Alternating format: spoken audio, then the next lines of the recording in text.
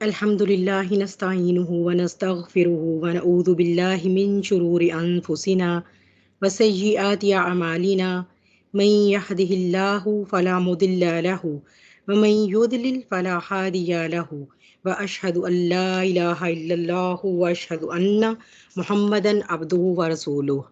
अल्हम्दुलिल्लाहि रब्बिल आलमीन वल आकिबतु लिल मुत्तकीन व सल्लल्लाहु अला मुहम्मदिन खातिमिन नबिय्यीन व अला जमीइल अंबियाइ वल मुरसलीन। अम्मा बाद फ़ाऊज़ु बिल्लाहि मिनश शैतानिर रजीम बिस्मिल्लाहिर रहमानिर रहीम।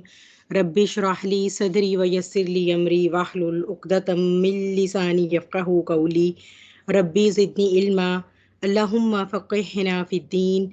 अल्लाहुम्मा इन्नी नस्अलुका इल्मुन नाफ़िअन व रिज़्क़न तय्यिबन व अमलन मुतक़ब्बला। अल्लाहुम्मा अल्हिमना रुश्दना व अईदना मिन शुरूरि अनफुसिना व अल्लाहुम्मा अरिनल हक़्क़ हक़्क़न वरज़ुक़ना इत्तिबाअह व अरिनल बातिला बातिलन वरज़ुक़ना इज्तिनाबह। आमीन या रब्बिल आलमीन। अल्हम्दुलिल्लाहि रब्बिल आलमीन कि ये सफ़र यहाँ तक पहुँचा। अल्लाह सुब्हानहू व तआला के इज़्न के बगैर जो है वो कोई भी काम पाए तकमील को नहीं पहुँच सकता।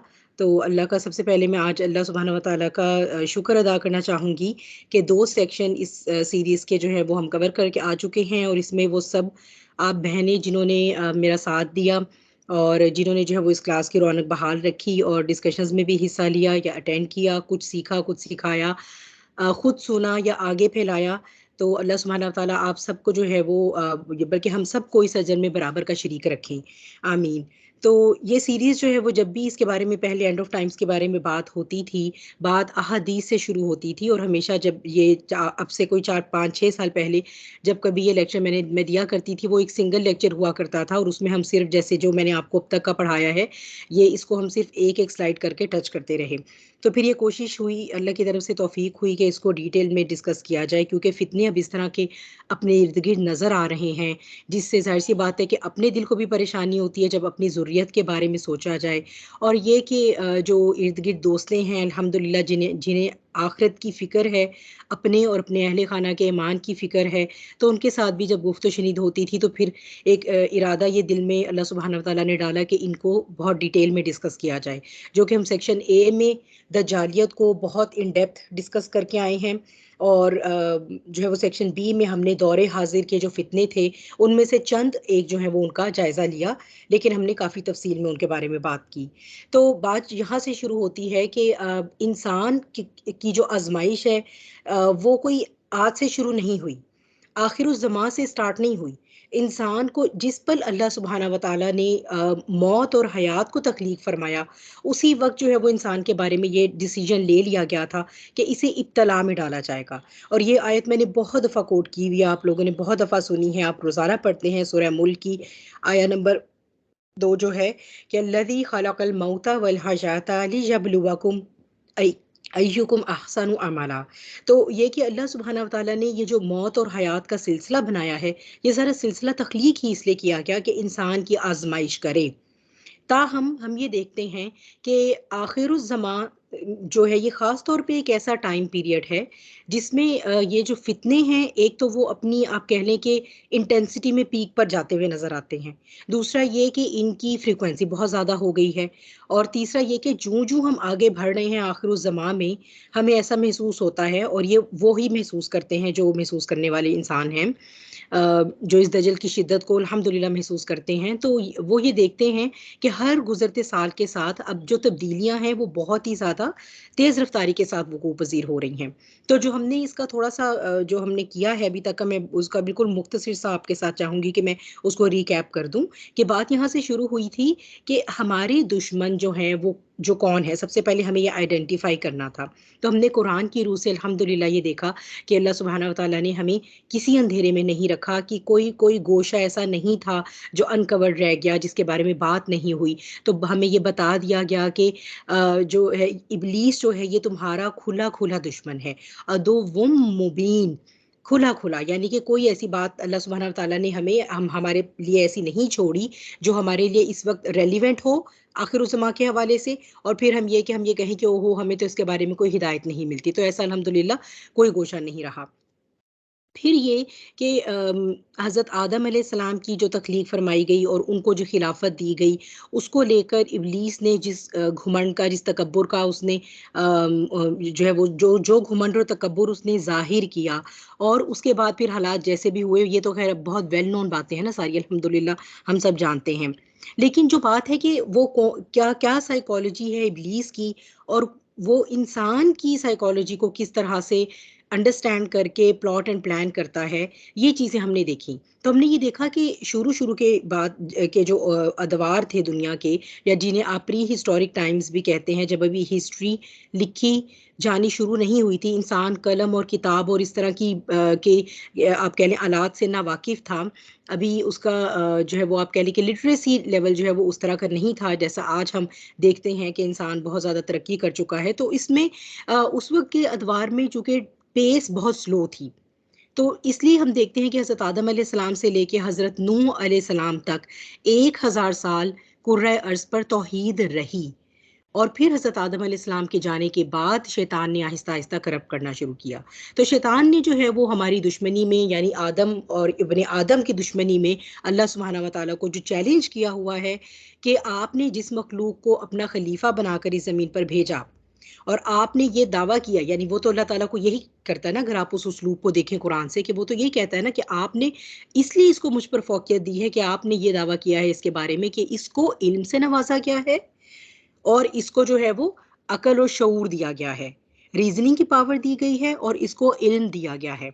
और इल्म की भी फिर ये कि दोनों आँखें खुली होनी ज़रूरी है, ये बात हम बारहा करके आए हैं कि इल्म वही और ये जो हमारा आप जिसे कहते हैं कंसील्ड इल्म, जो जेनेटिक इल्म है, जो इल्मुल अस्वा है, जो कुल्लाहा सारे का सारा हज़रत आदम अलैहिस्सलाम के जीन्स में अल्लाह सुब्हानहू व तआला ने स्टोर करके भेजा, और बनिए नौ आदम उसको अनफ़ोल्ड करती रहती है, जैसे-जैसे वो टूल्स डेवलप करती है। तो ये इस इल्म और शऊर के होते हुए भी मैं इसकी साइकोलॉजी के वीक पॉइंट्स के साथ ऐसे खेलूँगा, मैं ऐसे प्लॉट्स बनाऊँगा, मैं क्या करूँगा, मुज़य्यन कर दूँगा, जो हमने लास्ट टाइम आया देखी थी, प्रोबेबली उससे लास्ट टाइम, मैं मुज़य्यन करूँगा इनके लिए ज़मीन में, किस चीज़ को? गुनाहों को और बुरे कामों को। और वही एग्ज़ैक्टली वही होता आ रहा है। जो धोखा वो हमारे वालिद हज़रत आदम अलैहिस्सलाम को उसने दिया है, उसी धोखे में उसने आज तक बन्नी नौ इंसान को मुब्तला रखा हुआ है। जो चीज़ हमारे लिए नुकसानदेह थी, उसे उसने हमेशा हमारे बेनिफिट का करके बताया। तो जो जैसे ये कि वो यानी उस दरख़्त का फल खाना, जो अल्लाह सुब्हानहू व तआला की नाराज़गी का बाइस बनता, उसके बारे में उसने कैसे एडवर्टाइज़मेंट की? हज़रत आदम अलैहिस्सलाम के सामने कैसे मार्केटिंग की उसकी, कि आप इसे खा लेंगे तो आपको हमेशा की ज़िंदगी मिल जाएगी। और आपको जो है ना वो आपको जो है वो यानी जो भी इंसान जो ख्वाहिश करता है ना कि हमेशा की ज़िंदगी के साथ जो भी लवाज़मात आएँ, तो वो सारे के सारे उसने उस धोखे में मुब्तला किया। तो ये जो किस्सा है, ये हमारे लिए, अगर हम सिर्फ़ इसी की हिकमत समझ जाएँ, तो हम शैतान के हमलों से बहुत हद तक बच सकते हैं, कि एक्चुअली वो हमारी नफ्सियात के साथ खेलता है। अब यहाँ पर भी हम देखें तो उसने इतने जो हज़ार साल गुज़रे हैं बनी नौ आदम को इस कुर्रा अर्ज़ पर, तकरीबन कोई 6-8 हज़ार साल तो हम कह सकते हैं सेफ़ली, जहाँ तक हिस्ट्री रिकॉर्ड कर पाती है। लेकिन हो सकता है इससे भी ज़्यादा वक़्त गुज़रा हो इंसान को इस कुर्रा अर्ज़ पर। इस तमाम अरसे में उसने यही काम किया है। उसका तरीक़ा वारदात वही है जो इंसान को सिर्फ़ उसके दौर के हिसाब से शक्लें बदल-बदल कर उसको उसमें अपने उस धोखे के जाल में फँसाने की कोशिश करता है। तो हमने ये देखा कि सबसे पहले उसने शिर्क को जो है वो बनी नौ आदम के अंदर उसने उसको राइज किया।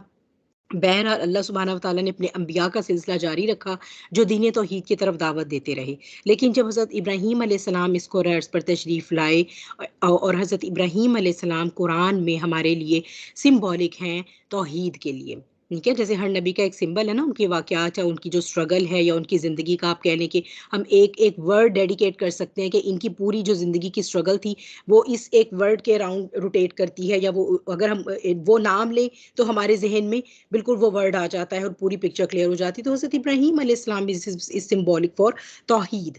तो तौहीद जो से जब आगे ब्राह्मिक रिलिजन्स का सिलसिला शुरू हुआ, तो किस तरह जो है वो बनी इसराइल और बनी इस्माइल 2 शाखें जो है वो ये इस दीन की अल्लाह सुब्हानहू व तआला ने उनकी बुनियाद डाली हज़रत इब्राहीम अलैहिस्सलाम की आल से। फिर हमने देखा कि बनी इसराइल में 2000 साल तक जो सिलसिला रहा नबुव्वत का, उसमें खुद बनी इसराइल को कैसे करप्ट किया। वो कौम जिसके अंदर 2000 साल तक अंबिया आते रहे, किताबें आती रहीं, हिदायत थी, शरीयत थी, यानी किसी लिहाज से भी उनको एक उम्मी अनपढ़ कौम नहीं कहा जा सकता। उस कौम को कैसे शैतान ने स्टेप बाय स्टेप करप्ट किया।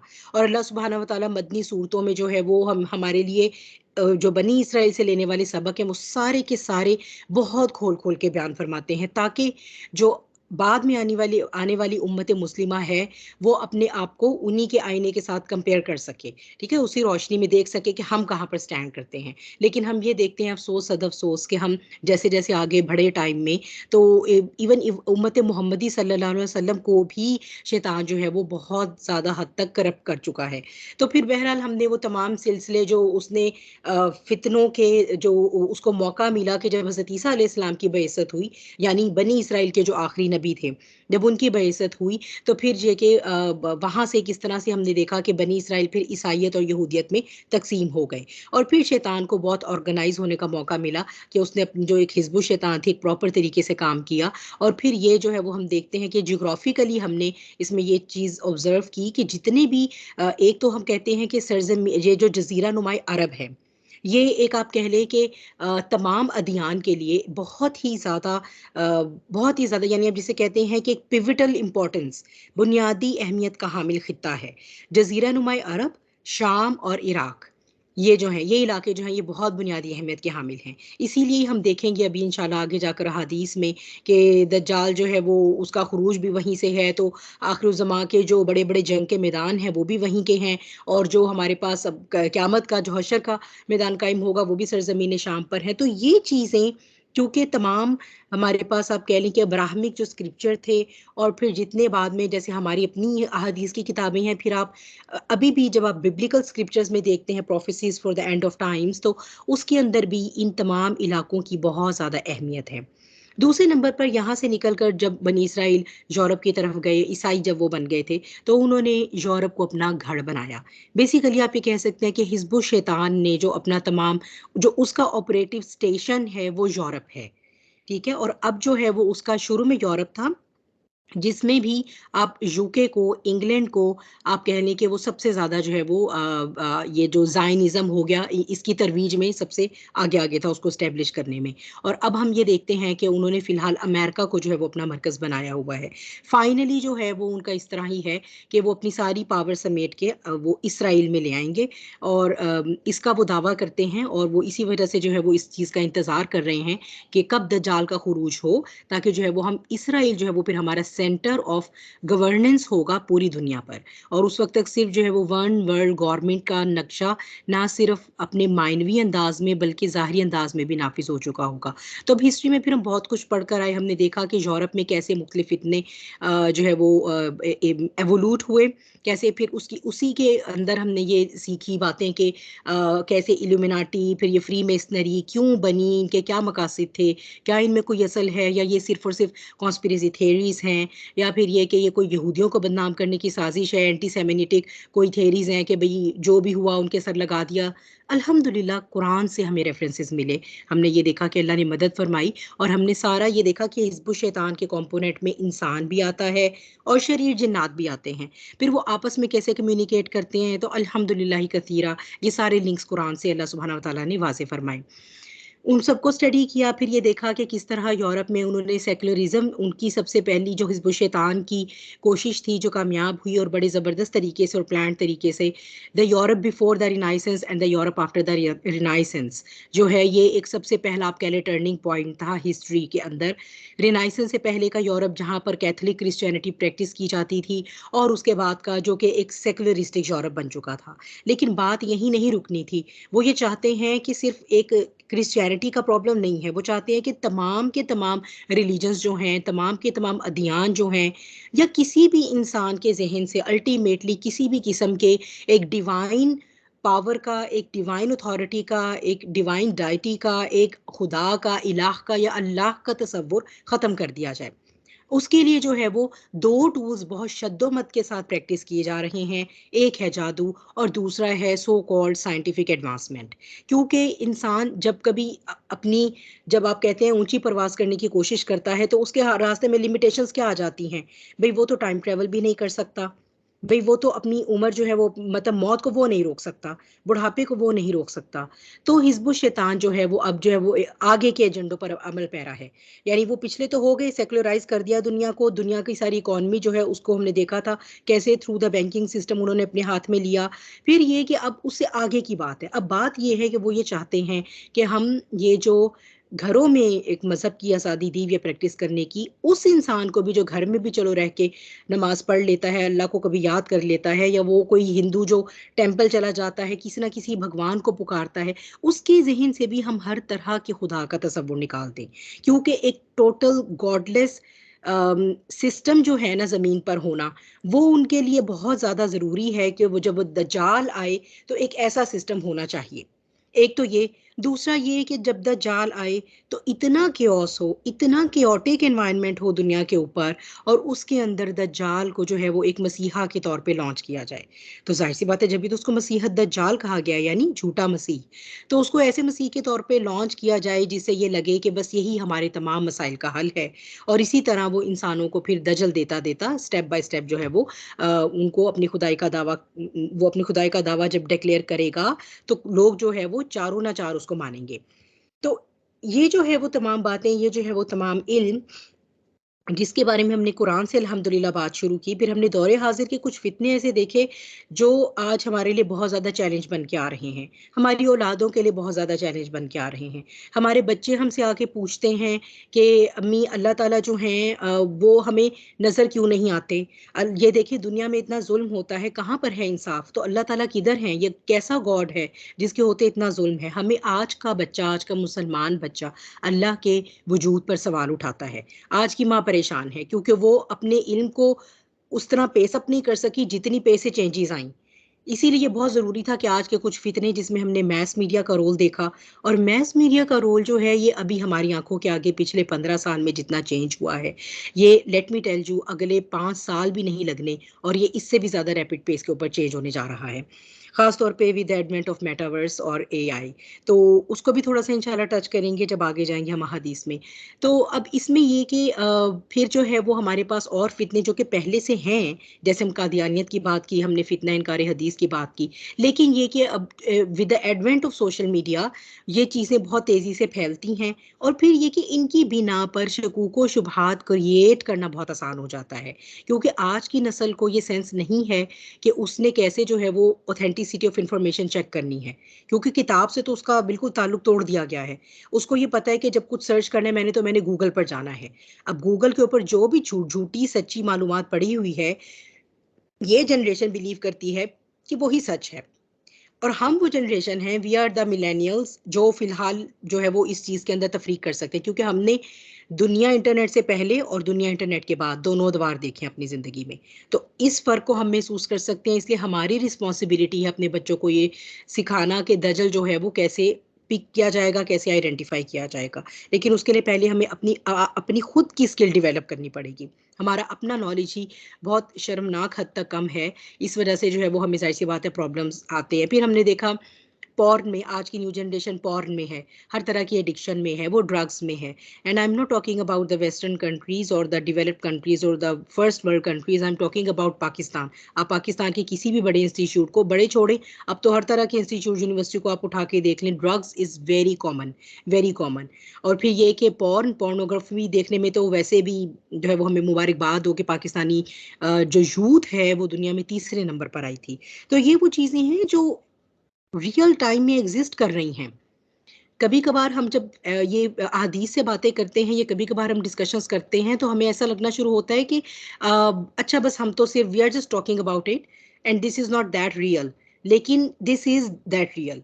तो असल में इस सीरीज के बाद अगर हम सबको सिर्फ ये एहसास भी हो जाए कि ये फितने अगर मुझे अपने घर में अभी नहीं भी नजर आ रहे, तो मेरे इर्द गिर्द, मेरी सोसाइटी में, मेरे हमसाए में, मेरे सर्कल में ये एग्जिस्ट कर रहे हैं, these are very real, very. और फिर अब तो यूथ जो है वो डिप्रेशन और सुसाइड के उस पर चली गई है ना, वो तो नेक्स्ट लेवल पे चली गई है। तो फिर ये कि ये सारी चीज़ें, ये हिजबुल शैतान उनको क्या चाहिए, और ये इस सब का आखिर नुक्ता उरूज क्या है? देखिए इस सब का नुक्ता उरूज ये है कि they want to make a दज्जाल रेडी वर्ल्ड, ठीक है, जो कि अब बन चुकी है इस वक्त काफ़ी हद तक। इसीलिए जो है वो हमारे लिए हम किताबुल फितन व इशरात साआह जो है वो हम अब स्टडी करने जा रहे हैं सेक्शन सी में। ये अगर आप कभी किसी हदीस की किताब को उठाकर देखेंगी तो हदीस की किताब का उसलूब ऐसा होता है कि उन्होंने एक एक टॉपिक के ऊपर किताब यानी चैप्टर्स लिखे होते हैं। तो this is the chapter of trials, किताबुल फितन, फितनों का बाब, व इशरात साआह, और साअत यानी क्यामत के ज़हूर, क्यामत के कुर्बत की आप कह लें या क्यामत से पहले की कह लें, इशरात मीन निशानियां। ठीक है, तो यानी ये वो चैप्टर है जिसके अंदर जो है वो हमारे पास एंड ऑफ टाइम्स के साइन बताए गए हैं। साआ क्या होता है? साआ जो है आप देखेंगे ये वर्ड क़यामत के लिए अल्लाह सुब्हानहू व तआला ने कुरान में भी इस्तेमाल फरमाया है, और यही वर्ड जो है ये हमारे पास अहादीस में भी इस्तेमाल होता है। इसका ये मतलब है कि last hour, last time, literally जो है वो आप इसको कहेंगे टाइम यानी वक्त, आखिरी वक्त कह लें। अच्छा, इसको जो है वो हम इसलिए क्योंकि ये अननोन है, अल्लाह सुब्हाना व ताला ने ये किसी को नहीं बताया कि क़यामत कब आने वाली है, इसीलिए जो है वो इसको जो है वो साआह कहा गया है। यानी ये टाइम है, बस कोई टाइम है, उसकी कुछ निशानियां बता दी गई हैं, लेकिन एग्जैक्टली ये नहीं कहा गया कि 11:50 पे जो है वो 8050 में, ये 8050 सन 8050 होगा और अप्रैल का महीना होगा और ये वाली डेट है और उसमें जो है वो 11:50 पे ऐसा होगा। नहीं, ऐसा नहीं है, सिर्फ एक टाइम पीरियड। और अगर हम ये देखें, जो कि अभी हम देखेंगे आगे जाकर, कि एंड ऑफ टाइम्स को शुरू हुए तकरीबन 1500 साल गुजर चुके हैं, तकरीबन जो है वो आप कह लें कि 1500 साल गुजर चुका है एंड ऑफ टाइम्स को शुरू हुए हुए। और हम ये समझते हैं ये बहुत लंबा अरसा होता है 1500 साल, लेकिन अल्लाह सुब्हानहू व तआला ने इसको कहा है कि ये तो बस सिर्फ कुछ चंद आखिरी घंटे हैं अब दुनिया के, ये साआ हैं। तो because the exact time is unknown, तो इस वजह से इसको जो है वो साआह कहा गया है। क्या अहमियत है हमें कि हम जानें हमें क्या मुसीबत है दुनिया में, जो हो रहा है होता रहे, आराम से हम कंबल ओढ़ के सोया करें, सर्दी गर्मी का इंतज़ाम है हमारे घरों में, तो हमें क्या मुसीबत है कि हम इसके बारे में बात करें और फिर अपने आप को परेशान भी करें। देखें ना, जब भी हम एंड ऑफ टाइम्स की बात करते हैं तो हमें एंग्जाइटी भी होती है, हमें परेशानी भी आती है, अपने लिए भी लाहक हो जाती है, अपनी नस्लों के लिए भी लाहक हो जाती है। खाम खा बंदा अच्छा भला बैठा नेटफ्लिक्स की सीरीज़ देख रहा होता है, एंड ऑफ टाइम्स उसके जहन में आता है तो उसको दज्जाल याद आना शुरू हो जाता है, सारा मज़ा किरकिरा हो जाता है। इसकी अहमियत क्या है? इसकी अहमियत के बारे में मैं आपको हदीस दिखाती हूँ। उस हदीस में जो बात जानने वाली है वो ये बात है कि इसका सीखना हमारे ईमान का हिस्सा है, क्योंकि सही मुस्लिम में और सही बुखारी में भी है ये रिवायत, दोनों सही हैं में ये वाली जो हदीस है, ये हदीस ईमान के चैप्टर में आ रही है। ठीक है, ये हदीस पूरी मैं आपके साथ पढ़ती हूँ, अभी इंशाल्लाह इसको शुरू करते हैं। फिर ये कि नबी करीम सल्लल्लाहु अलैहि वसल्लम ने हमें इतनी डिटेल में आखिर-उज़्ज़मा की निशानियाँ बताई हैं, बहुत डिटेल में, कुछ अलामात कुबरा हैं, कुछ सुगरा हैं, या आप लोगों ने सुने ही होंगे पहले भी word, minor science and the major science. तो ये सब आखिर अगर इसकी कोई इम्पोर्टेंस ही नहीं थी तो फिर अहादीस की किताबों का पूरा पूरा चैप्टर, बल्कि दो दो चैप्टर जो है वो इसको क्यों डेडिकेट किए जाते? इसीलिए क्योंकि आपसे इतना ज़्यादा ज़ख़ीरा हमें नबी करीम सल्लल्लाहु अलैहि वसल्लम से मिलता है, और फिर ये कि उनकी छानबीन देखनी पड़ती है। अलबत्ता ये कि आप सल्लल्लाहु अलैहि वसल्लम ने कोई क्रोनोलॉजिकल ऑर्डर नहीं बताया, यानी आखिरुज़्ज़मा की जब बात होती है तो आप सल्लल्लाहु अलैहि वसल्लम की हदीस में कहीं भी ऐसा नहीं है कि पहले एक आग निकलेगी, फिर जानवर निकलेगा, फिर दज्जाल आएगा, फिर मेहदी आएँगे, तो ऐसा हमें नहीं मिलता। अलबत्ता आखिरुज़्ज़मा पर काम करने वाले जो स्कॉलर्स हैं, उन्होंने अहादीस का जो भी वो आप कह लें कि जो ताना-बाना है, उस सारी को एक लड़ी में परो के और अहादीस के ही रेफ़रेंस से एक-दूसरे के साथ उनको मैच करके जो है वो कुछ ना कुछ जो है वो आप कह लें कि एक सीक्वेंस बनाने की कोशिश की है। तो उसी सीक्वेंस को हम डिस्कस करेंगे आगे जाके इंशाल्लाह। लेकिन बात कहने की ये है कि आखिरुज़्ज़मा के बारे में बात करना और उसके बारे में जानना, जबकि अब हम रहते भी आखिरुज़्ज़मा में ही हैं। हम ज़िंदा भी इसी में हैं और हमारी आने वाली नस्लें तो मज़ीद आखिरुज़्ज़मा के और आखिरी वक़्त के करीब हो जाएँगी। तो इसलिए जो है ये हमारे ईमान का हिस्सा है। और ये हदीस भी अगर आप देखें तो ये हदीस ईमान और एहसान और इस्लाम के और जो ईमान के पिलर्स हैं उनके बारे में बात करती है। ये हदीस जो है ये हमने पहले भी देखी है, अभी रमज़ान के एंड पे जब हमने जो है वो मोमिन के टॉपिक से जो है वो किया था सेशन।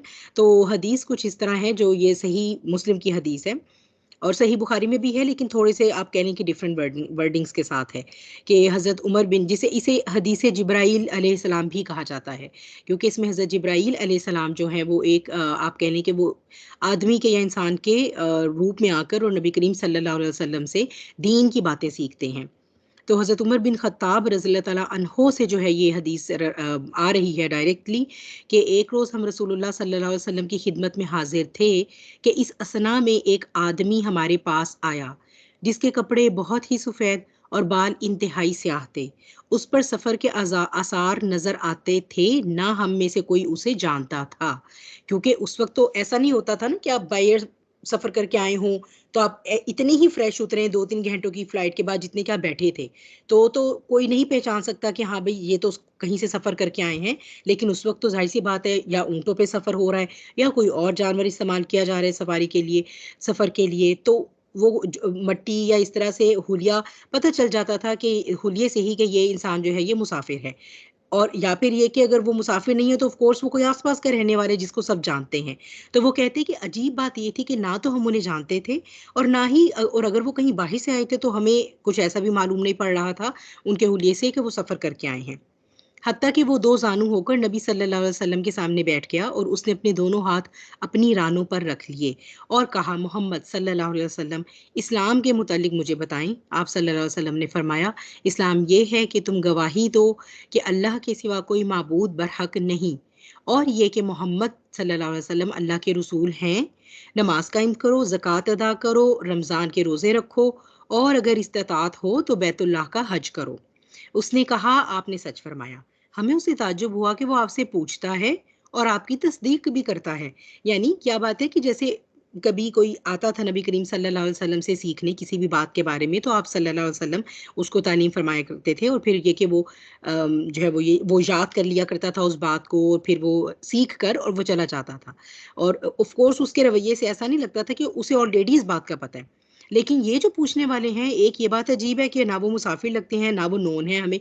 दूसरी ये बात है कि उन्हें ऑलरेडी पता है सवाल का जवाब और ये तो ऐसे हो रहा है कि जैसे वो कोई सॉर्ट ऑफ आप कहते हैं ना कि कन्फर्मेशन कर रहे हैं कि हाँ जी, जो इन्फॉर्मेशन आपके पास है और जो मेरे पास है, ये दोनों मैच करती हैं या नहीं मैच करती हैं, ये दोनों ठीक है या नहीं। तो जैसे-जैसे नबी करीम सल्लल्लाहु अलैहि वसल्लम जवाब देते, वैसे-वैसे वो शख्स जो है वो आपकी बात की तस्दीक करता है कि हाँ, ये बात आपने बिल्कुल ठीक कही। अच्छा, उसने कहा, ईमान के बारे में मुझे बताएँ, तो आप सल्लल्लाहु अलैहि वसल्लम ने फरमाया, ये कि तुम अल्लाह पर, उसके फरिश्तों, उसकी किताबों, उसके रसूलों और यौम आखिरत पर ईमान लाओ और तुम तकदीर के अच्छा और बुरा होने पर ईमान लाओ। उसने कहा, आपने सच फरमाया। फिर उसने कहा, एहसान के बारे में मुझे बताएं। आप सल्लल्लाहु अलैहि वसल्लम ने फरमाया, ये कि तुम अल्लाह की इबादत इस तरह करो गोया तुम उसे देख रहे हो और अगर तुम उसे नहीं देख सके तो वो यकीनन तुम्हें देख रहा है। फिर जो क्वेश्चन उन्होंने किया, इससे जो है वो हमें सिग्निफिकेंस पता चलती है आखिरुज़्ज़मा की। फिर उसने कहा, क़यामत के बारे में मुझे बताएँ। अब आप ये देखिए कि कंप्लीट होने को ये बात ऊपर भी कंप्लीट हो जाती। इस्लाम के बारे में क्वेश्चन हो गया, ईमान के बारे में क्वेश्चन हो गया और एहसान के बारे में क्वेश्चन हो गया। यही 3 दर्जे हैं जो एक मुसलमान को हासिल करने हैं इस दुनिया में। लेकिन एंड ऑफ टाइम्स की, क़यामत की, कुर्बे क़यामत की निशानियों की इतनी इम्पोर्टेंस है कि ये हमारे ईमान का हिस्सा है। क्यों? क्योंकि कुर्बे क़यामत में अगर आप ये सब कहें कि एक वाहिद नमूना बता दें कि अच्छा भई क्या चीज़ है फिर जिससे हम बच जाएँ इन सब फ़ितनों से, तो उसका जवाब मैंने जितना कुरान खंगाला, मैंने जितनी हदीस खंगाली, उसका एक ही लफ़्ज़ का जवाब आता है, ईमान। ईमान पे काम। इसीलिए इस टॉपिक को क़यामत की निशानियों के टॉपिक को ईमान के साथ डिस्कस किया गया है। तो इस ये इतनी ज़्यादा इम्पोर्टेंस है। तो फिर उसने ये कहा, क़यामत के बारे में मुझे बताएँ, तो आप सल्लल्लाहु अलैहि वसल्लम ने फरमाया, मसऊल यानी जिससे सवाल किया गया है ये वाला, उसके मुताल्लिक साइल यानी सवाल करने वाले से ज़्यादा नहीं जानता। ठीक है? यानी यहाँ पर ये कि एक इम्पोर्टेंट बहुत इम्पोर्टेंट पॉइंट ये है कि इल्मुल गायब में से अल्लाह सुब्हानहू व तआला ने, ये बात है कि इल्मुल गायब किसी भी मखलूक पर पूरा नहीं खोला हुआ और उसके बारे में अल्लाह सुब्हानहू व तआला इल्मुल गायब में से जितना और जिसको पसंद फरमाते हैं या जो हिकमत होती है कि इसके ऊपर खोल दिया जाए, वो उस पर खोल दिया जाता है। तो हालाँकि फ़रिश्ते आलिमुल गैब में होते हैं, स्टिल वो सारा इल्मुल गैब नहीं जानते। अल्लाह के सिवा कोई भी इल्मुल गैब पर ग्रिप और कमांड नहीं रखता। सिर्फ अल्लाह की रज़ा होगी, वो जिस पर जितना खोलना चाहेगा। लेकिन नबी करीम सल्लल्लाहु अलैहि वसल्लम ये बता रहे हैं कि जो क़यामत की घड़ी की इन्फॉर्मेशन है, ये ना फ़रिश्तों को दी गई है और ना ही इंसानों में से किसी को दी गई है। दी जाती तो हमारे आका को दी जाती। ज़ाहिर-सी बात है, क्योंकि आप ही के पास सबसे ज़्यादा जो भी इल्म था रिवील्ड नॉलेज का, वो तो आप पर ही उतारा गया।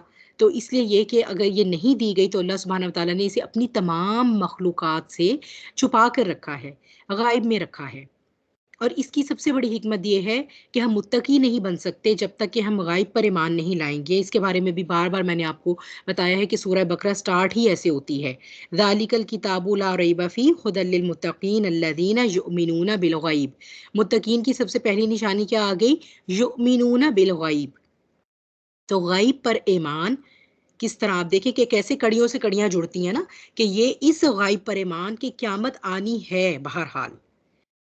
और ये कि अगर मुझे उसका वक़्त पता है एग्ज़ैक्ट या नहीं भी पता, मुझे ये कि उससे पहले-पहले जो है वो अपने आप को मेंड कर लेना है, ताकि मैं अपने ईमान की हिफ़ाज़त कर लूँ और अपनी नस्लों को सिखा जाऊँ। अगर अल्लाह सुब्हानहू व तआला एक डेफ़िनिटिव टाइम बता देते क़यामत का, तो फिर इंसान कहता अच्छा चलो अभी तो बड़े हज़ार साल पड़े हैं, अभी तो देख लेंगे, अभी तो बहुत टाइम है क़यामत के आने में।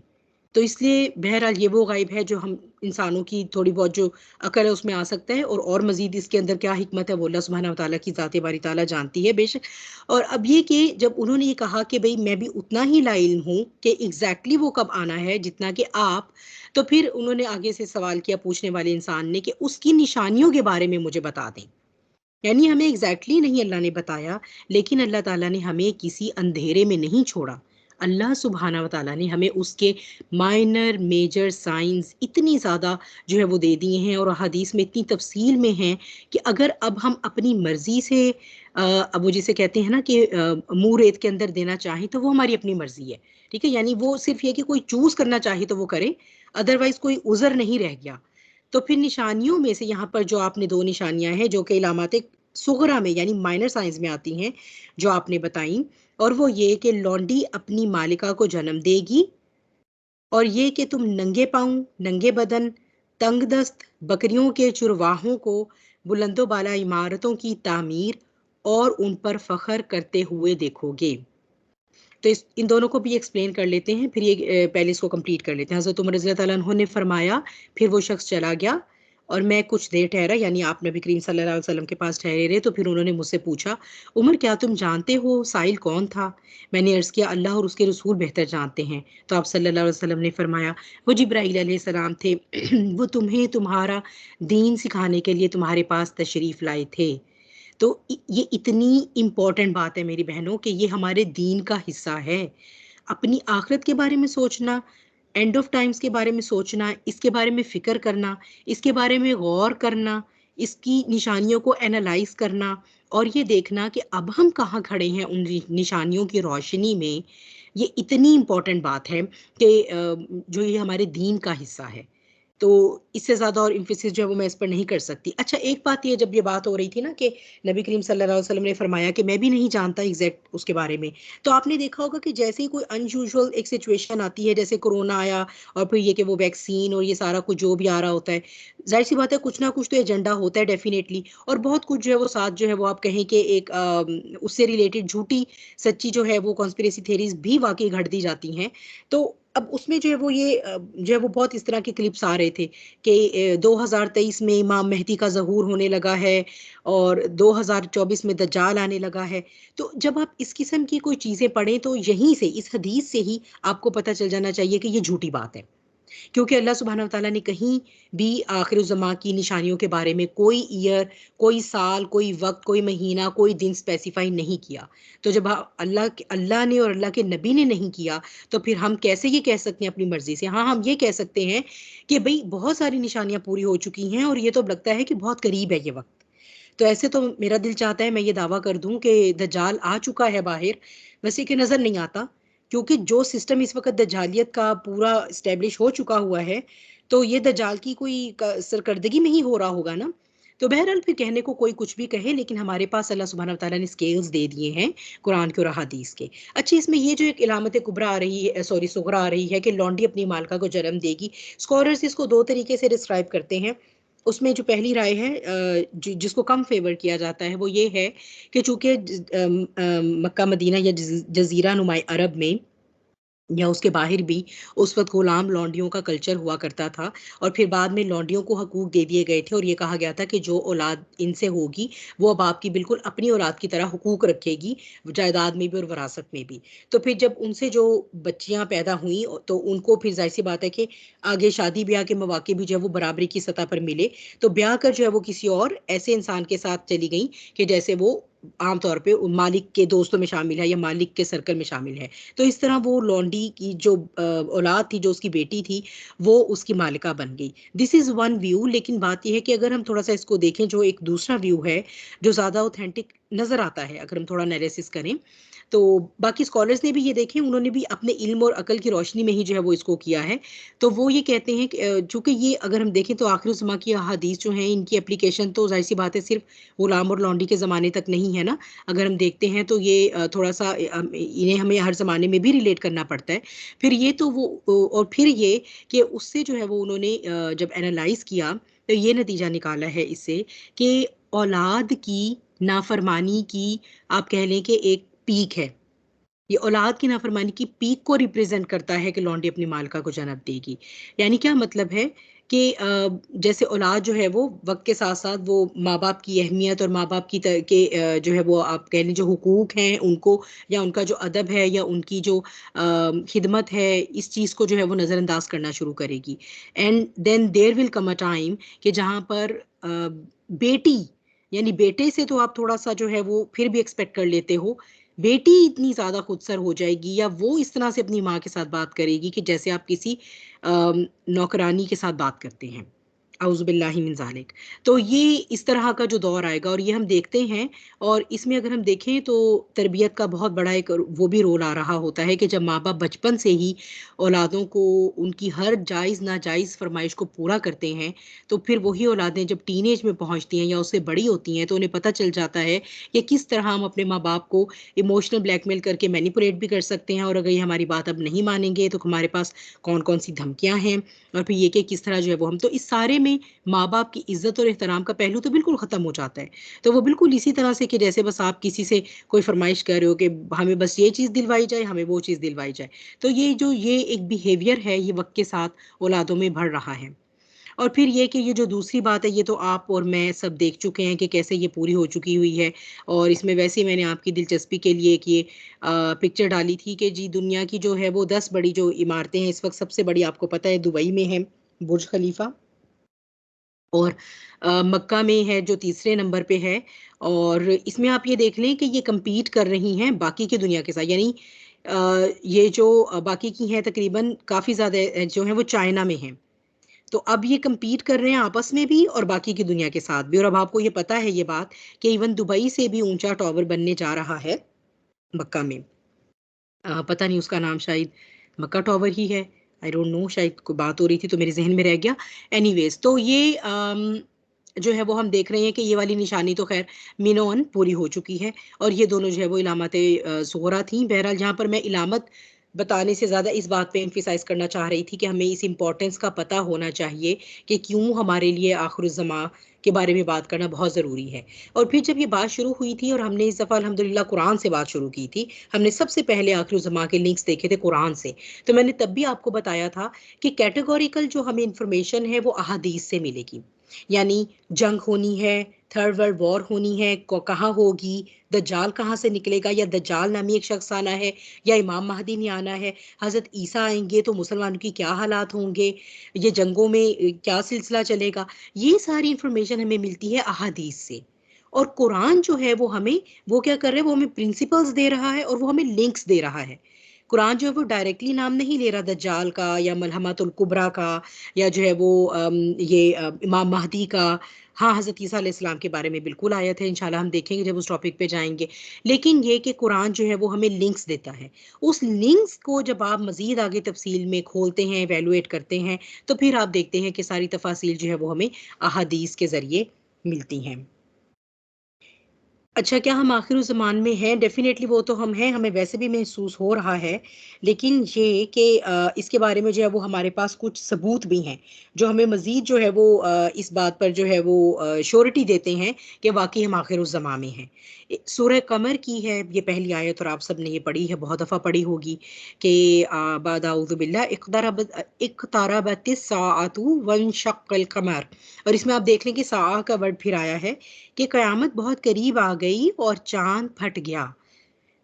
और जब वो मुशरिक यानी वो मुशरिक की तरफ इशारा है कि अगर वो कोई मोजज़ा देखें तो मुँह मोड़ते हैं और कहते हैं कि हमेशा से चला आता हुआ जादू है। और उन्होंने उसे झुठलाया और अपनी ख़्वाहिशों की पैरवी की और हर काम का वक़्त मुकर्रर है और बिलाशुबा यकीनन इनके पास वो ख़बरें आ चुकी हैं जिनमें तंबीह और नसीहत है। कमाल को पहुँची हुई हिकमत फिर भी तंबीहात इनको फ़ायदा नहीं देती। तो ये जो है वो हमारे पास एक आखिर-उज़्ज़मा का आप कह लें कि इसके अंदर इन 4-5 आयात में ना एक नक्शा है। यानी नबी करीम सल्लल्लाहु अलैहि वसल्लम की जो बाइसत है ये हमारे पास आगाज़ है। अगर हम वो देखें ना टाइम टाइम ग्राफ बनाएँ हम, तो नबी करीम सल्लल्लाहु अलैहि वसल्लम से पहले और आपके बाद। आपसे पहले का जो वक़्त है दुनिया में, वो जो है वो आप कहें कि वो आप अव्वलुज़्ज़मा में कह लें, ठीक है? या उसको कोई और नाम दे लें। उसके लेकिन आपके जो बाद वाला वक़्त है ना, वो आखिरुज़्ज़मा वहाँ से स्टार्ट हो जाता है, शुरू हो जाता है। और अल्लाह सुब्हानहू व तआला ये कह रहे हैं कि जब नबी करीम सल्लल्लाहु अलैहि वसल्लम ने ये मौजज़ा दिखाया, जो कि उन्होंने ही मुतालबा किया था कि आप हमें ऐसा मौज़ा करके दिखाएँ, आप हमें चाँद को 2 टुकड़े करके दिखाएँ। अपने तईं उन्होंने जो है वो ऐसी चीज़ माँगी जो शायद नहीं मुमकिन हो सकती थी। लेकिन ये कि अल्लाह सुब्हानहू व तआला ने नबी करीम सल्लल्लाहु अलैहि वसल्लम को वो मौज़ा अता फ़रमाया और ये चाँद 2 टुकड़ों में तक़सीम हुआ और ये अम, बहुत सारी मतवातर अहादीस जिनका मैंने यहाँ रेफ़रेंस नहीं डाला, ज़रूरत नहीं है, it is a very well known fact and very well verified कि बहुत सारी मतवातर अहादीस में ज़िक्र आता है कि किस तरह से ये शक्के कमर का जो वाक़या था ये पेश आया। तो लेकिन होता क्या है, यहाँ पर जो एक और पॉइंट है मैं चाहती हूँ कि आप उसके ऊपर गौर करें कि होता ये है कि एक चीज़ होती है मौजज़ा और एक चीज़ होती है जादू। ठीक है? अब होती तो है और हमें क्या कंसर्न है उसका एंड ऑफ टाइम्स के हवाले से? हमें ये कंसर्न है उसके एंड ऑफ टाइम्स के हवाले से कि मौजज़े और जादू में फ़र्क करना बिल्कुल ऐसे ही है जैसे आप हक़ में और बातिल में फ़र्क कर सकें। ये उसकी बहुत बड़ी मिसालें हैं, ठीक है? यानी वो फ़ासिक या फ़ाजिर या वो आप कह लें कि मुतकब्बिर इंसान कहना चाहिए। वो मुतकब्बिर इंसान जो अल्लाह सुब्हाना व तआला पर ईमान नहीं लाना चाहता, वो अल्लाह सुब्हाना व तआला की निशानियों को जादू के साथ तशबीह देता है। अच्छा, फिर ये कि इसकी हमारे साथ क्या रेलेवेंस है? देखिए जादू जो है ये बनी इसराइल ने सीखना शुरू किया था। जब हमने वो हिस्ट्री पढ़ी थी तो हमने इसको काफ़ी डिटेल में देखा था। शैतान को ये बात मालूम है कि इंसान कोई भी जब आप कह लें कि एक डिफरेंट फिनोमेना देखता है ना, जो कि उसके लिए बड़े ऐसा होता है जो उसकी रूटीन में नहीं हो रहा। फॉर एग्ज़ाम्पल मशरिक हम हर रोज़ सूरज को मशरिक से जो है वो तुलू होता देखते हैं। ये हमारे लिए इतना नॉर्म है कि हम कभी इसके ऊपर गौर भी नहीं करते और हमें ये चीज़ कोई हैरानी में भी नहीं डालती। हाँ, अलबत्ता अगर ये सूरज मग़रिब से तुलू हो जाए, तो फिर हम सब जो है वो भागेंगे इधर-उधर और हम पूछेंगे, फ़ोन करेंगे एक-दूसरे को, "तुमने आज देखा क्या हुआ? ये सूरज को आज क्या हुआ? ये हो कैसे सकता है?" अब इस चीज़ में 2 पॉसिबिलिटीज़ हैं। या तो ये अल्लाह सुब्हानहू व तआला का कोई हुक्म है ऐसा, जो कोई मौज़ा आ रहा है या फिर ये कि ये जादू हो सकता है। अब हम इसके अंदर डिफरेंशिएट कैसे करेंगे? ये जो डिफरेंशिएशन है ना, इसको मैस्क करना चाहती है हिज़्ब शैतान, इसीलिए वो 2 टूल इस्तेमाल करती है, जादू और दजल। ठीक है? अब जादू भी 2 तरह का होता है। एक तो ये आप जो शोबदेबाज़ी देखते हैं ना, जिसके अंदर ये कुछ तो वो आप कह लें साइंटिफिक चीज़ें आती हैं, वो कहते हैं ना मुँह खोलेंगे तो आग निकलेगी, तो बेसिकली वो मुँह के अंदर उन्होंने वो गंधक जो हमारी धात है जो हवा से आग पकड़ती है वो रखी होती है। कुछ तो होता है आँख नज़र का धोखा और कुछ जो ऐसा जादू है, जो काला जादू जिसको आप कहते हैं, ये वो जादू होता है जो इंसानों पर हकीकतन असर-अंदाज़ होता है। इसीलिए कुरान में जहाँ पर जादू की बात हो रही है, वहाँ पर हारूत और मारूत 2 फरिश्तों के ज़रिए अल्लाह सुब्हानहू व तआला ने हज़रत सुलेमान अलैहिस्सलाम के दौर से कुछ पहले जादू उतारा था। तो फिर जो है ये सब इंसानों ने जाकर और अल्लाह ने आज़माइश के लिए उतारा था। और इंसानों ने जो है वो कहा कि लब्बैक भई क्योंकि ये तो एक ऐसी चीज़ है जिससे हम ऐसा कुछ कर सकेंगे कि हम अपनी मर्ज़ी के नताइज हासिल कर सकते हैं। लेकिन उसको हासिल करने के लिए हमें जो एक अहद करना पड़ता है, वो अहद क्या है कि आज से हमारा गॉड अल्लाह नहीं है, या जो भी वो गॉड जिस पे हम पहले मान रखते थे वो नहीं, आज से हमारा गॉड शैतान है। So this is the difference. तो हिजबुल शैतान ने कबाला जादू, जो कि फिरौन के ज़माने में पीक पर प्रैक्टिस होता था, और फिर कहा जाता है कि कबाला जादू की किताबें भी जो हैं ये इन्होंने जो है वो जो वो ये जो हज़रत मूसा अलैहिस्सलाम का जो वो संदूक था, वो ताबूत था, वो जो भी था, वो ताबूत सकीना उसमें डाली थी। फिर ये कि ये फिर वहाँ से ये लोग ले गए, वो सारी बात जब ये हुआ रेनाइसेंस और ये सारी जो हुई हैं यूरोप में चेंजेस, तो अल्लाह जाने वो कुछ ही थोड़े बहुत कोई इनके पास बची थी किताबें, जिनको जब इन्होंने ल्यूमिनाटी बनाई है, जब ये नाइट टेम्पलर्स से इन्होंने फिर फ्री मेसनरी और फ्री मेसनरी से ल्यूमिनाटी बनाई है, तो वो सारे के सारे रिचुअल्स जिनके ज़रिए ये डायरेक्टली कम्युनिकेट करते हैं इबलीस के साथ, वो कबाला जादू की पीक है। मैंने आपको पहले भी बताया था 33 डिग्री का जो फ्री मेसन होता है, सिर्फ उसको अलाउड है कि वो कबाला जादू की पीक को प्रैक्टिस कर सके, और वो जो रिचुअल्स हैं वो करता है। And they are extremely satanic rituals, extremely. और ये बातें ना तो कॉन्स्पिरेसी थ्योरी रही हैं, ना ये ऐसी बातें रही हैं कि मैं आपको कोई लैला मजनू की कहानी सुना रही हूँ। अगर आप खोलेंगे तो ये खुद ये लोग कहते हैं, क्योंकि अब तो मैंने आपको जैसे बात हो रही थी, satanism has been recognised as a separate religion, और उसमें जो कल्ट है इनका, जो ये प्रैक्टिसेस करते हैं, वो सारी के सारे वो रिचुअल्स आप देख सकते हैं जाकर। आप इसके ऊपर कोई ऑथेंटिक, बहुत ऑथेंटिक रिसर्चेस भी पड़ी हुई हैं। तो इसमें बहरहाल जो एक मेरे जहन से नाम निकल गया उस बंदे का, उसने सैटनिक बाइबल के नाम से भी किताब लिखी है। तो वो सारा कबाला जादू बहरहाल उसने उसके अंदर डिस्कस किया हुआ है, ये जो अपनी साइन लैंग्वेज में बात करते हैं। अच्छा, कहने की क्या बात है? कहने की बात ये है कि मैंने आपको कहा था 2 टूल। एक है जादू, जिसके अंदर कबाला जादू प्रैक्टिस हो रहा है, और उसकी पीक जो है वो इस वक़्त एलीट्स ऑफ वर्ल्ड के यहाँ जो है वो प्रैक्टिस की जा रही है, और अब ये इल्म है भी उन्हीं के हाथों में। जिस तरह बिल्कुल फ़िरौन के ज़माने में जो अहले फ़िरौन थे ना, वो ये किया करते थे। वही जैसे जादूगर, और मतलब अल्लाह सुब्हानहू व तआला ने क्यों हज़रत मूसा अलैहि सलाम को जो है वो असा के अज़दहा बन जाने का मुआवज़ा दिया, क्योंकि वो कौम जो थी वो जादू में पीक पे थी, उनको उनके हिसाब से मुआवज़ा दिया गया। फिर दजल, दजल कैसे आएगा? साइंटिफिक डेवलपमेंट के ज़रिए से। ठीक है? अब मिसाल के तौर पे जब दज्जाल आकर ये कहेगा कि मैं तुम्हारे माँ-बाप को अगर ज़िंदा करके तुम्हारी आँखों के आगे ले आऊँ, फिर तो यकीन करोगे ना कि मैं खुदा हूँ। तो अब वो क्या करेगा? टेक्नोलॉजी का इस्तेमाल भी होगा और जादू का इस्तेमाल भी होगा। आज अगर मैं आपको ये दिखाना चाहूँ कि आप जो है वो अपने किसी भी मरे हुए रिश्तेदार से जो है मुलाकात कर सकते हैं, तो it's happening, it's being practised right at this moment in the world. बेशक वो टेक्नोलॉजी अभी थोड़ी-सी आप कह लें कि थोड़ी इतनी वो नहीं है, लेकिन वो तब तक और डेवलप हो जाएगी, और मे बी डेवलप हो चुकी हो, लेकिन उन्होंने अभी उसको उस तरह से आउट नहीं किया। लेकिन हाँ, इसके उस पर जो है वो हमारे पास पड़ी हुई हैं, जो ये वीडियोज़ जो ये दिखाते हैं कि वो किस तरह से वो जादू को कंबाइन करते हैं टेक्नोलॉजी के साथ, और उसे नज़र का धोखा बनाते हैं। देखिए 7G टेक्नोलॉजी तो इस वक़्त जापान में वैसे भी इस्तेमाल हो रही है, ठीक है? अभी अमेरिका, ऑस्ट्रेलिया, ये लोग तो 5G तक पहुँचे हैं ना। जापान में ऑलरेडी 7G है, बल्कि शायद 10G तक हो रही है।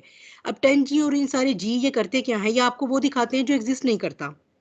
मिसाल के तौर पे मैं आप सब लोगों को आज ही जो है वो कहूँ कि जी बस जो है ना वो हज़रत ईसा अलैहिस्सलाम जो है वो देखो वो आसमान से उतर रहे हैं, ठीक है? और ऐसा कुछ नहीं हो रहा होगा, लेकिन I can show you the whole movie, और इतनी ओरिजिनल होगी कि आप सब लोगों के लिए ये डिफरेंशिएट करना मुश्किल हो जाएगा कि ये जो अपनी आँखों से हम देख रहे हैं, ये वाक़ई हज़रत ईसा उतरे हैं, या कि ये कोई झूठ भी हो सकता है। अब आप सोचिए, जब ये टेक्नोलॉजी और जादू का दौर आपके इर्द-गिर्द बिल्कुल नॉर्म बन चुका होगा ना मुआशरे का, तो फिर वो उसको उस वक़्त उस दजल को डिफरेंशिएट करना will be the real job. ठीक है? ये जो हम आज समझते हैं ना कि दज्जाल आएगा, तो हम कहेंगे कि ऐसा कैसे है कि इसके माथे पे हमें काफ़ फ़ारा भी लिखा नज़र आ रहा है, इसकी आँख भी एक नहीं है। फिर भी इसको कैसे, मतलब कोई मुसलमान, चलो बाकियों की तो हम बात नहीं करते, कोई अहले ईमान इसको कैसे मान लेगा? तो क्या कहा गया है? वो जो मोमिन बंदा है ना, जो मोमिन बंदा गलती भी ना करे कि कहीं जाकर उसको तबलीग शुरू कर दे, गलती भी ना करे उसके पास फटकने की, जहां उसके आने की खबर मिलती है उससे 180 के जाविये पे उल्टी तरफ भाग जाओ। क्यों? क्योंकि वो ऐसा दजल लेकर आएगा, वो ऐसी टेक्नोलॉजिकल एडवांसमेंट का दजल आपके सामने और कंबाइंड विद द कबाला जादू लेकर आएगा कि आप के सारे दलाइल ना आपके हाथों में रह जाएंगे।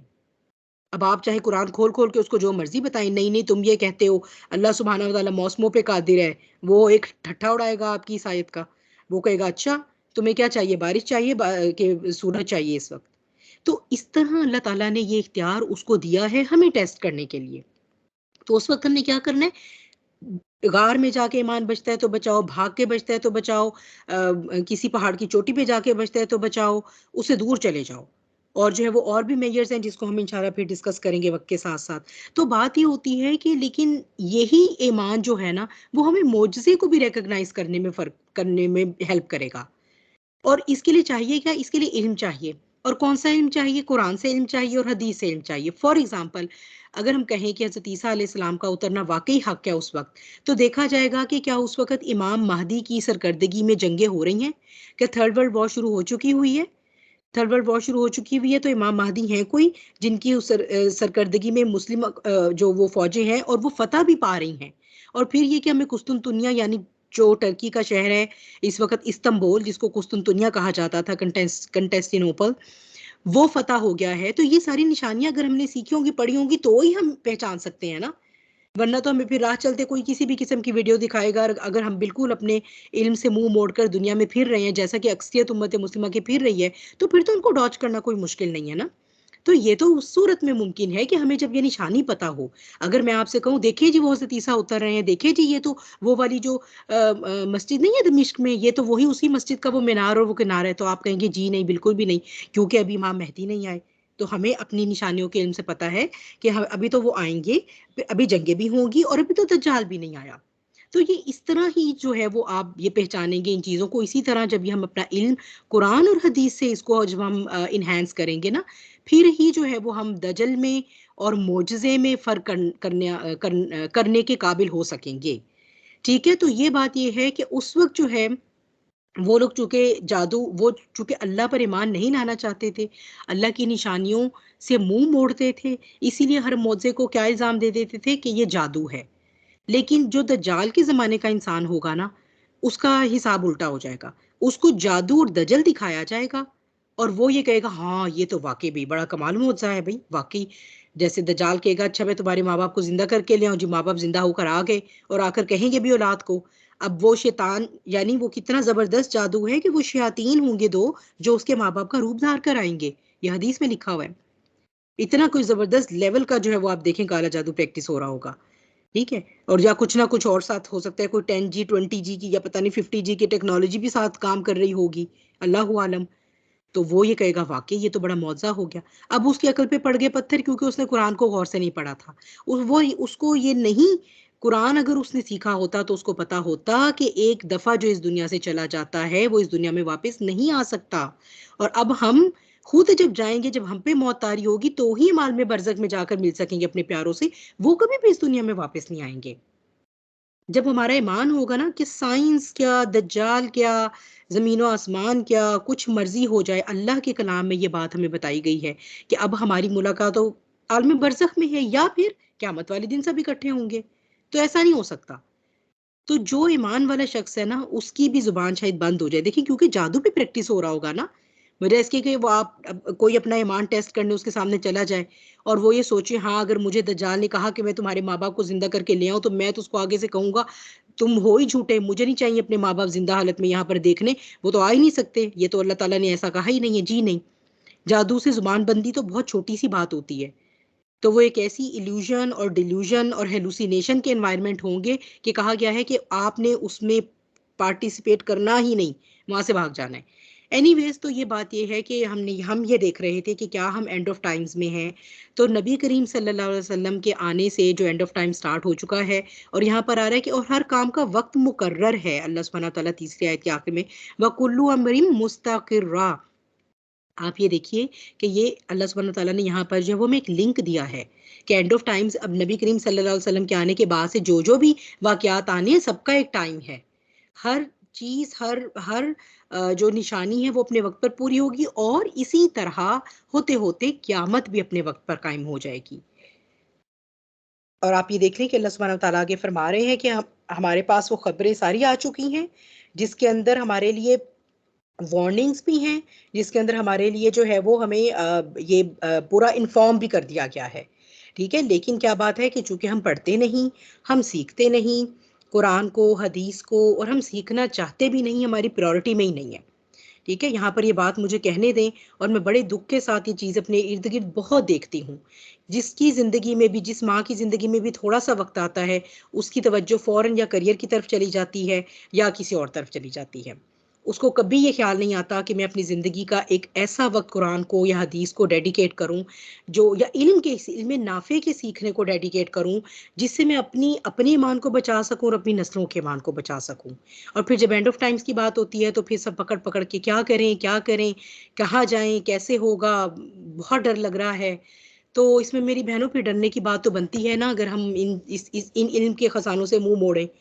और दुख की बात और रोने की बात, और मैं तो कहती हूँ मातम करने की बात ये है कि दुश्मन ने हमारे ही इन जो है वो आप कह ले इस इल्म को जो है ना वो लेकर उसने सारा इंतजाम पहले पूरा कर लिया है। उसको पता है ना कि अल्लाह सुब्हाना ताला ने कुरान में जो है वो इब्लीस को पता है ना कि मेरी नफ्सियात बता दी है, वो हमें कुरान तक ही नहीं जाने देता। जाने भी देता तो वो कहता है कि बस अरबी पढ़ते रहो, एक हर्फ के ऊपर 10 नेकियां, बस इससे ना ऊपर नहीं जाना तुमने, समझना ना कुरान को, गुमराह हो जाओगे। तो बस फिर अब जब सीखा ही नहीं कि वो किस तरह से धोखा देता है तो फिर वो देता रहे, फिर तो वैसे ही हम उसके जाल में, फिर उसने धोखा क्या देना है। तो पहले ही जो है वो हम उसके सामने सर झुका के और उसके पीछे हाथ बांध के चल रहे हैं। तो बहरहाल ये दुख के पहलू हैं जो थोड़े से साथ साथ जो है वो आप कह लें एक थोड़ा सा तंबीह के लिए, इंजार के लिए, अपने लिए भी और आप सबके लिए भी। तो इसके साथ ही जो है ये हदीस है जो कि इमाम अहमद ने भी रिवायत की है और सहीहैन में भी है। इमाम बुखारी और मुस्लिम दोनों रिवायत करते हैं कि नबी करीम सल्लल्लाहु अलैहि वसल्लम ने ये इरशाद फरमाया कि मैं और क़यामत इस तरह भेजे गए हैं। और किस तरह भेजे गए हैं? आप अपना हाथ से, यानी जो आपकी, जो आप कह लें कि ये जो है आपकी उंगश्त शहादत जो है वो, जिसे आप क्या कहते हैं, कौन सी फिंगर होती है, चले जो सी, और दरमियानी रिंग फिंगर और इसके साथ वाली जो पॉइंटिंग फिंगर होती हैं, ये दोनों जो है इनको साथ मिलाकर आपने इशारा करके बताया कि इस तरह भेजा गया हूँ। अच्छा, क्यों? यानी ये दोनों उंगलियां, क्योंकि इनके दरमियान और कोई तीसरी उंगली तो नहीं आ रही ना, ये दोनों साथ साथ वाली उंगलियां हैं, यानी इतने करीब हैं। तो इसी इससे आप ये भी देखें कि जो अहले इल्म है ना, जब नबी करीम सल्लल्लाहु अलैहि वसल्लम की बेइज्जत नहीं हुई थी, तो अहले इल्म आप सल्लल्लाहु अलैहि वसल्लम की के दुनिया में आने की निशानियों पर गौर क्या करते थे। अगर आप देख लें यहूदियों के रिबाई सारे के सारे, इसी तरह बिल्कुल ईसाइयों के भी, और वो बड़े नेक नियति से, क्योंकि उनको ये था ना कि आखिरी नबी आएंगे ही तो अब दीन वालों का बोलबाला होगा, क्योंकि ये वो वक्त था जमीन पर कि शिर्क बहुत फैल गया हुआ था। अगर यहूद मदीने में आकर आबाद हुए भी थे, तो हम देखें तो हिजाज यानी जो मक्का मदीना का इलाका है, उस पे अक्सरियत तो मुशरिकीन की थी। तो इन सबको ये उम्मीद हुआ करती थी कि अब जो दीन उठेगा ना, दीन से मुराद मुराद के अब्राहमिक रिलीजन जब दोबारा जिंदा होगा तो आखिरी नबी के आने से जिंदा होना है। और फिर पीछे 550 साल का अरसा गुजर गया था, हजरत ईसा अलैहिस्सलाम को गए। तो वो अब जिसे कहते हैं ना कि अब एक अपने वो आप एक लॉस्ट ग्रेस जो है वो, या एक अपनी खोई हुई अजमत की तलाश में इंतजार किया करते थे। तो जो अहले इल्म हुआ करते थे ना, वो तौरात से, इंजील से, नबी करीम सल्लल्लाहु अलैहि वसल्लम के आने की निशानियों को सीखा करते थे बाकायदा। इसलिए तो उन्हें पता चला था कि ये आप जजीरा नुमा अरब में आएंगे। जब भी तो यहूद के कबाइल वहां जाकर जो है वो बस गए थे कि हम यहाँ पर हों और हम ही में से वो आए। तो इसी तरह जो ईसाई हैं, जैसे हज़रत खदीजा रज़ी अल्लाह ताला अन्हा के जो चचा थे, वर्का बिन नौफल, अल्लाह अल्लाह सुब्हानहू व तआला उनको गरीक रहमत फरमाए, वो बहुत बड़े ईसाई आलिम थे। और आप इब्रानी ज़ुबान यानी हिब्रियो लैंग्वेज भी जानते थे जिसके अंदर ये तौरात और इंजील थी, और आप अरेबिक भी जानते थे क्योंकि क्योंकि आप अरब में रहते थे। तो आपने बहुत बड़ा हिस्सा जो तौरात और इंजील का था उसको अरेबिक में ट्रांसलेट किया था। बहुत बड़े आलिम थे, बहुत बड़े आलिम थे। और नबीना थे जिस वक़्त हज़रत खदीजा ले गई हैं आप सल्लल्लाहु अलैहि वसल्लम को उनके पास। जब वही आई है और आप परेशान हुए हैं ना, तो आपने आकर घर में ये कहा कि मुझे कपड़ा उड़ा दो। फिर जब थोड़ा-सा आप सेटल डाउन हुए, हज़रत खदीजा रज़ी अल्लाह ताला अन्हा ने आपको जो है वो तसल्ली और तशफ़ी दी, तो फिर जो है वो आपको ले गईं वर्का बिन नौफल के पास। तो वो जानते थे, हालाँकि उन्होंने देखा नहीं, वो देख नहीं सकते थे आँखों से, सिर्फ़ उन्होंने सुनी ये बात, सिर्फ़ सुनी, और उन्होंने वही तस्दीक कर दी और कहने लगे कि ये तो वही फ़रिश्ता है जो हज़रत मूसा अलैहि सलाम पर भी वही लेकर आता था। और काश कि मैं उस वक़्त तक ज़िंदा हो रहूँ कि जब आपको आपकी कौम यहाँ से निकाल देगी। तो आप सल्लल्लाहु अलैहि वसल्लम ने फरमाया कि ऐसा वक़्त भी आएगा। तो वर्का बिन नौफल ने जवाब दिया कि जो भी हक़ का रास्ता ये वाला लेकर उठा है ना, उसकी कौम उसके खिलाफ हुई है। तो आप ये देखिए कि नबी करीम सल्लल्लाहु अलैहि वसल्लम के ज़माने के आने से पहले, आपकी बइसत से पहले, आपके आने की निशानियों पे अहले इल्म गौर किया करते थे। और आपके आने के बाद जो है वो आखिरुज़्ज़मा की निशानियों पे गौर करते हैं। क्योंकि आपका आना यानी एक उंगली वाला वाकया तो हो गया, अब ये जो साथ दूसरी एक उंगली तो खड़ी हो गई है शहादत की, ये जो दूसरी उंगली खड़ी होनी है क़यामत की, इन दोनों उंगलियों के दरमियान बस अब जितना थोड़ा सा वक्त है, अहले इल्म इसकी अहमियत को जानते हैं। और जब भी जो है वो ये मुसलसल इस पर काम करते रहते हैं कि किस तरह हम अपने आप को मज़ीद और ज़्यादा इल्म के साथ इक्विप करें, ताकि हम पहचान लें कि जो ज़माना हम पर गुज़र रहा है, जहाँ हम पहुँचे हैं आज ये सारे अदवार गुज़ार के, यहाँ पर जो है वो हम क्या देख रहे हैं और जो कुछ हम देख रहे हैं इसकी क्या सिग्निफिकेंस है। तो आप ये देखिए कि नबी करीम सल्लल्लाहु अलैहि वसल्लम ने आखिर ज़मा के बारे में बहुत बातें की हैं, बहुत हमें वो बता कर गए हैं। और आपका इस तरह भी हुआ करता था कि कभी आप वुज़ू कर रहे हैं और उसके दरमियान आप कुछ क़यामत की निशानियाँ बता रहे हैं। और इवन कभी सफ़र के दौरान भी ऐसा हुआ है कि आप जो है वो सहाबा इकराम की तरबियत कर रहे हैं, तो आपने उसके अंदर आखिर ज़मा की निशानियाँ, जैसे कि ग़ज़वा तबूक से गालिबन वापसी पर जो है वो आपने आखिर ज़मा के बारे में भी बात की है, और हदीस की निशानियों के बारे में सॉरी आखिर ज़मा के बारे में अहादीस जो है वो उनकी बात हुई है। अच्छा, फिर जो है वो थोड़ी-सी अगर हम देख लें और जो है वो कुर्बे क़यामत की या आखिरी ज़मा की बात है, तो ये जो है वो हदीस ये भी सहीहैन में है, दोनों सहीहों में है। उसामा बिन ज़ैद रज़ियल्लाहु ताला अन्हो बयान करते हैं कि नबी सल्लल्लाहु अलैहि वसल्लम मदीने के किसी बुलंद मकान पर चढ़े तो फरमाया, क्या तुम देख रहे हो जो मैं देख रहा हूँ? तो उन्होंने अर्ज़ किया, नहीं। तो फरमाया, बेशक मैं फ़ितने देख रहा हूँ जो तुम्हारे घरों में बारिश के कतरों की तरह दाखिल हो रहे हैं। तो इस तरह नबी करीम सल्लल्लाहु अलैहि वसल्लम के आने के बाद से ही आप ये देखिए कि फ़ितनों की जो लड़ी है वो बहुत हद तक खुल चुकी है। और जो अब इलामात कुबरा हैं उनके बारे में तो जो ये स्कॉलर्स हैं एंड ऑफ टाइम्स के एस्ट्रोलॉजी के सब्जेक्ट के, वो ये कहते हैं कि वो तो बिल्कुल ऐसे होगा कि जैसे लड़ी टूट जाती है और एक के बाद दूसरा दाना गिरता है, तो वो इस तरह आएंगे। यानी उनमें इतना फासला नहीं होगा जितना टाइम इलामात सुगरा को मुकम्मल होने में लगा है। अच्छा, तो अब इसमें इस तरह था कि जैसे इसमें जो है वो नबी करीम सल्लल्लाहु अलैहि वसल्लम की वफ़ात के बाद और फिर जैसे हज़रत उस्मान गनी रज़ियल्लाहु ताला अन्हो की शहादत के बाद उम्मत मुस्लिमा में बहुत सख्त फितने आए थे, बहुत सख्त। आपस में लड़ाइयाँ हुई हैं मुसलमानों के ग्रोहों की हज़रत अली रज़ियल्लाहु ताला अन्हो के दौर में। और इतना सख्त फितना होता था कि जय्यद सहाबी के लिए भी ये डिसाइड करना मुश्किल होता था कि वो किसकी साइड लें। बहुत सख्त फितने थे और वो उससे जो है ना वो बहुत सख्ती से आज़माए गए थे उस वक़्त के जो मुसलमान थे, जो उम्मत मुस्लिमा थी। और बहरहाल जो हमारा सियासत का सुतून था वो तो तब का गिरा हुआ है ना, जो इस्लामी जो हमारे दीन की जो बिल्डिंग है, उसमें से जो सियासत का सुतून है, ये तो तब से जो खिलाफत है, ये तो तब से उस तरह की शेप में नहीं रही ना, खिलाफत राशिदा वाली शेप में जिसमें ये होनी चाहिए थी। और फिर ये कि अगर हम इसको आज अप्लाई करें, तो आज भी ये फितने जो हैं ये हमारे घरों पे बारिश की तरह, अब तो बिल्कुल आप देखें कि हमारे घरों में हर फितना दाखिल हो चुका है। टीवी दाखिल हुआ, फिर जो है ये हमारे पास मोबाइल तो हर किसी के हाथ में हैं, फिर आगे जो हमारे पास आर्टिफिशियल इंटेलिजेंस के करिश्मे आ रहे हैं, फिर मेटावर्स जो आ रही है, फिर ये कुछ जो आगे जो कुछ करने जा रहे हैं। तो अब ये इस तरह से हैं कि जैसे बारिश के कतरे हैं कि आप बारिश में जाते हैं ना, तो आप उससे अपने आप को बचा नहीं सकते। ठीक है? आप इवन छतरी भी लेकर निकल जाइए तो आप कुछ ना कुछ ज़रूर भीगेंगे। तो ये इसी तरह है कि आप अपने घर के अंदर बंद होकर अपनी औलाद को बंद करके भी बैठ जाएँगे ना, तो भी ये आप तक पहुँच जाएँगे, तो भी पहुँच जाएँगे। कि अब आपको कहीं बाहर निकलने की ज़रूरत नहीं है। हर जो है वो पोर्नोग्राफ़ी की साइट जो है वो मोबाइल पे ईज़िली अवेलेबल है। हर तरह की जो एलजीबीटीक्यू की मूवमेंट है, कोई भी फ़ितना है, किसी भी किस्म की माइंड प्रोग्रामिंग है। और फिर ये कि कंटेंट सारे का सारा क्या है? दिलनशीन, दिलकश नारों के साथ।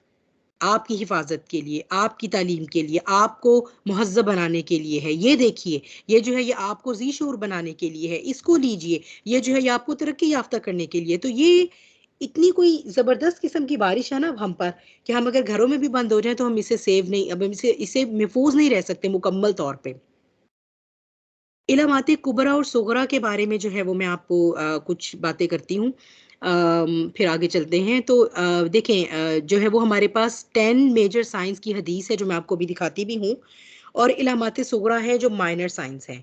अच्छा, इसमें ये बात कहीं पर भी नहीं है और स्कॉलर्स कहते हैं कि हमें इस तरह नहीं इसको समझना कि जी माइनर साइंस सारे ख़त्म हो जाएँगे तो मेजर साइंस स्टार्ट होंगे। ठीक है? वो ये कहते हैं कि मेजर साइंस शुरू होंगे, तो उसके साथ-साथ भी बहुत से ऐसे माइनर साइंस होंगे जो बढ़ते जाएँगे या जो वुकूअ पज़ीर होंगे। ठीक है? अच्छा, फिर माइनर साइंस को यानी सुगरा इलामात को वो 2 कैटेगरीज़ में करते हैं। एक कैटेगरी ये है कि वो इलामत आई और ख़त्म हो गई और अब वो दोबारा नहीं आनी। जैसे कि नबी करीम सल्लल्लाहु अलैहि वसल्लम की बइसत जो है ये पहला माइनर साइन है आखिरुज़्ज़मा का, इसलिए आपको नबी आखिरुज़्ज़मा भी कहा जाता है। तो ये ज़ाहिर सी बात है, आप आए, आप तशरीफ़ ले गए, अब तो नहीं हो ऐसा दोबारा होगा। तो कुछ ऐसी हैं जो हो गई हैं और ख़त्म हो गई हैं और वो अब दोबारा नहीं आएँगी। कुछ ऐसी हैं जो आती हैं और फिर वो वक़्त के साथ-साथ बढ़ती जाती हैं। जैसे हमने देखी थी इलामात कुबरा में सॉरी सुगरा में कि जो लौंडी अपनी मालिका को जन्म देगी। तो उसमें जो है वो स्कॉलर्स यही कहते हैं कि ये औलाद की नाफरमानी की तरफ जो है ये इसको वो ताबीर करते हैं। तो औलाद की नाफरमानी जो है वो हर दौर में रही है। ऐसा नहीं है कि पहले कभी हुआ नहीं करती थी। लेकिन वक़्त के साथ-साथ क्या है, इंटेंसिटी आ रही है। क्योंकि वक़्त के साथ-साथ गैजेट्स इस तरह के आ रहे हैं ना कि वो उन्होंने इंसानों की इख़लाक़ और इक़दार को बहुत हद तक हिट कर दिया है। और अब तो ख़ैर इंसान की कोई इख़लाक़ और इक़दार रही नहीं है। वो चाहे तो जानवर के साथ सोए, वो चाहे तो मर्द के साथ सोए, और जो बच्चा है उसका जो दिल करता है उसके लिए वो एंटाइटल्ड है। तो ये इस तरह की दुनिया में जो है वो उन चीज़ों के अंदर और इंटेंसिटी आती जाएगी।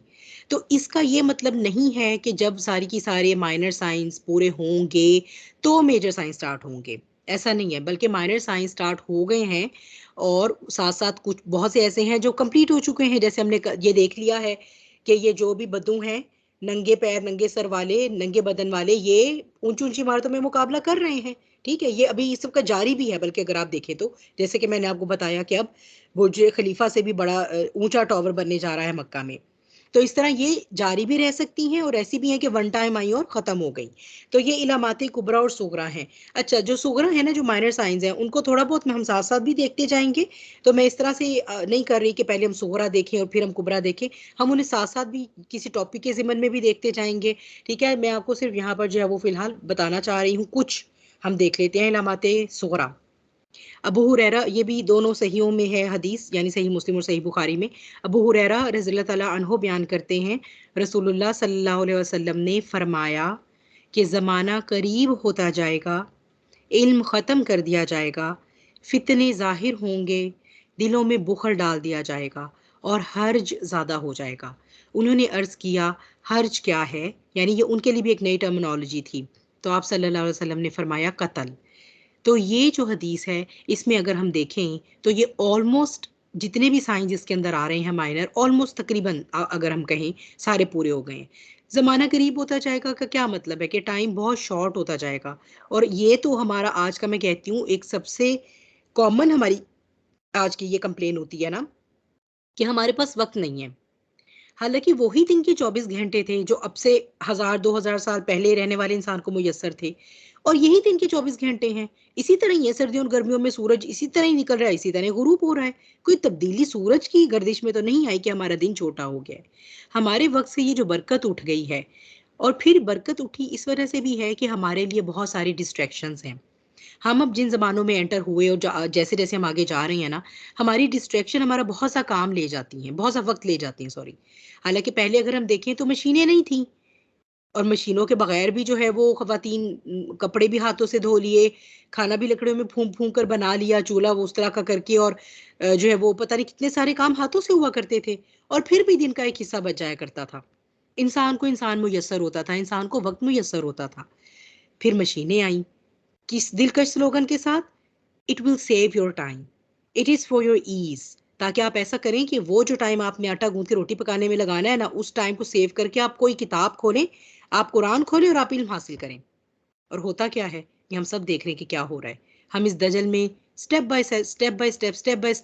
स्टेप जो है वो हम इस दजल का शिकार होते जाते हैं। अब हमारे जिस्मों को आदत ही इतनी ज़्यादा हो गई है इस कम्फ़र्ट की कि अब हम इस कम्फ़र्ट से जान तो नहीं छुड़ा सकते, वापस तो नहीं जा सकते, और वक़्त है कि वो हाथ में फिर भी नहीं आ रहा।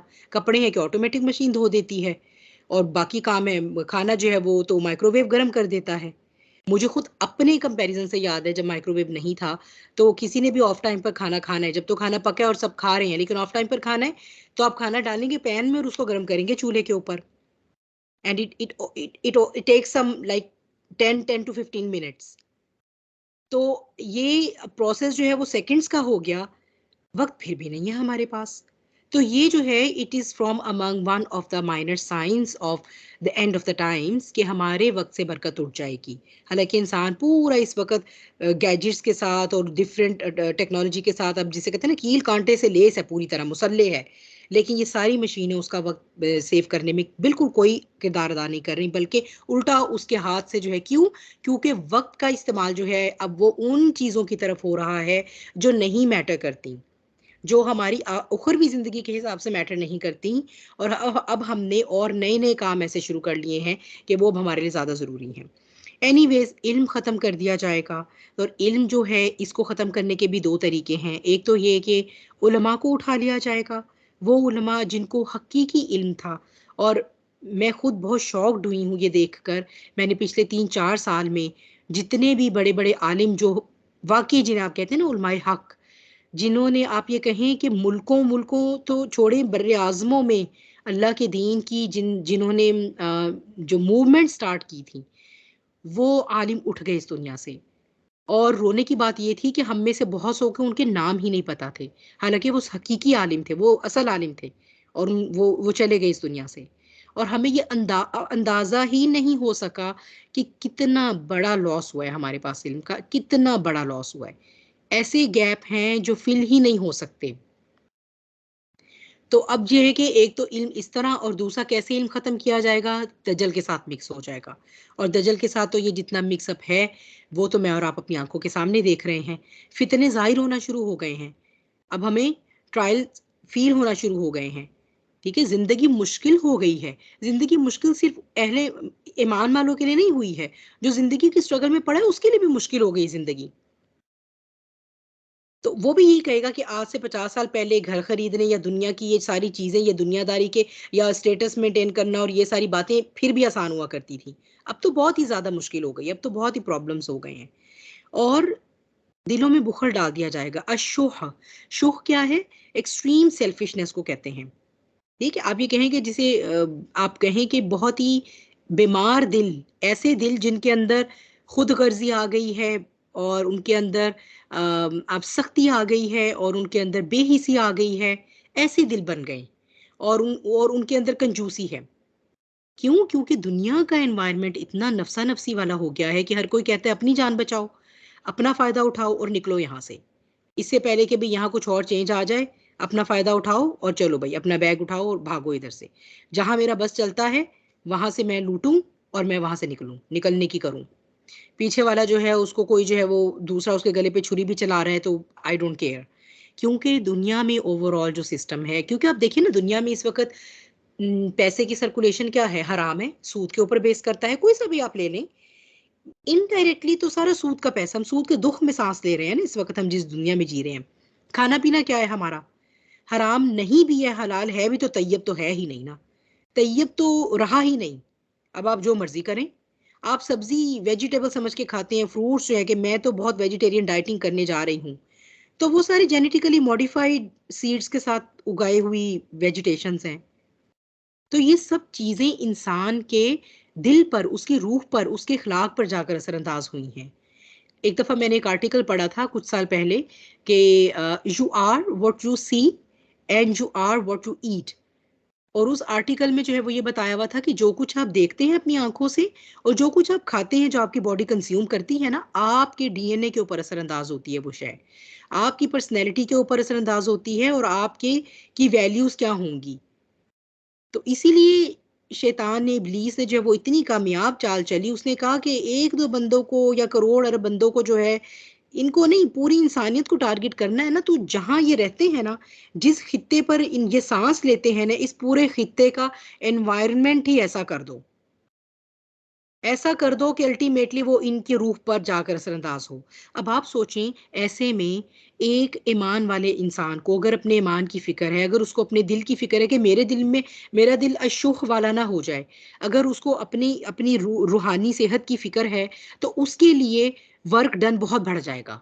उसके लिए आज के ज़माने में ये बहुत ज़्यादा ज़रूरी हो गया है कि वो कुरान के साथ जुड़ के रहे और वो दीन वालों के साथ जुड़ के रहे। इससे यानी पहले तो फिर भी होता था ना कि कोई नहीं भी दीन वाला, कोई और दीन वाला भी है तो एटलीस्ट दुनिया में मॉरल वैल्यूज तो सस्टेन थी ना। अब तो वो भी नहीं रही। तो इसलिए जो है ना वो अब बुराई को अब तो जो है वो हीरो बना दिया गया है ना, आइडियलाइज कर दिया गया है। तो इसमें अहले ईमान की जो मुशक्कत है वो बढ़ जाएगी अपने ऊपर काम करने की। और कत्लो गारत जो है उसके बारे में तो क्या कहना है आपको, मैं क्या क्या इसके बारे में बताऊं। सिर्फ एक बात है जो मैं पहले भी कहा करती हूँ कि जब हम छोटे हुआ करते थे कभी ऐसे मुझे अभी भी याद है जिंदगी में कि कोई 2 दफा या 3 दफा ऐसा हुआ कि एक ही पटरी पर ट्रेन दोनों मतलब आ रही थी और बहुत बड़े एक्सीडेंट हुए ट्रेन के। और वो ऐसी ऐसा हुआ करता था कि उस शाम अल्लाह की तरफ से, आई डोंट नो कि ये सच कितना है इसमें, आसमान बहुत ज्यादा बिल्कुल पिंक होता था जिसे आप सुरखांदी कहते हैं। तो अम्मी अब्बू के मुंह से ये बात सुना करनी कि इतना आज इतना बंदा मरा है ना आज, तो इस वजह से ये देखो ये सुरखांदी आई है। तो रूह कांप जाया करनी कि उफ इतने इंसान मर गए, इतने इंसान। और वो एक बहुत ऐसी बात लगती थी और दिनों उसके असर से नहीं निकला जाता था और ज़हन हटता ही नहीं था। लेकिन आज को उन्होंने हमारे बच्चों को गेम्स में भी और टीवी शोज में भी और कार्टून प्रोग्राम्स में भी और मूवीज में भी, अब तो उन्होंने ईवल को हीरो बना दिया ना। अब तो आप जोकर मूवी देखते हैं तो आप उसके साथ हमदर्दी करते हैं कि वो फल्ला उस बेचारा जो है ना वो क्यों इतने इंसानों को मारता फिर रहा है। क्योंकि भाई वो तो उसके साथ बड़ा जुल्म हुआ और उसकी वो तो साइकोपैथ बन गया, उसकी साइकोलॉजी चेंज हो गई। तो इसलिए जो है वो उसके पास जस्टिफिकेशन है, हीरो बना दिया हमने, बल्कि हीरो बना दिया। तो ये जो अब इतना हमें खून और कत्लो गारत देख देख के अब हम कहते हैं अच्छा ठीक है जिंगियोन में है हमारे मुसलमान बहन भाई, भाई ठीक है हैं, अब हम क्या करें, हम क्या कर सकते हैं। हमारे दिल अशोक वाले हो गए ना, हमें बेहिसी तारी हो गई। हम ये तो कर सकते थे कि हम अपनी जिंदगी की अयाशियां साइड पे डाल दें। हम गवारा कैसे कर सकते हैं कि हम जिंदगी में अयाशी करें। चलो ठीक है, जरूरत की जिंदगी तो हर मुसलमान ने गुजारनी है, लेकिन क्या ये वो उम्मत है जिसको हमारे आका कह के गए हैं कि ये एक जिस्म के मानिंद है। हम तो आज हमारे इस जिस्म के पता नहीं कितने एज़ा हैं जिनके ऊपर कोई कुल्हाड़ी चला रहा है, तो कोई छुरी से काट रहा है, तो कोई उसको उसके ऊपर बम गिरा रहा है डेजी कटर, तो कोई उसको केमिकल हथियार फेंक रहा है। और हम उन बच्चों की तस्वीरें देख के और उसके बाद हम स्क्रॉल करके चले जाते हैं और उसके बाद हम उठते हैं और हम उठ के कोई ड्रामा देखना शुरू कर देते हैं और हम जो है वो ये प्लानिंग करते हैं कि कैसे हमने दावत पकानी है और हमने उसके अंदर जो है वो 7 कोर्स मील सर्व करना है।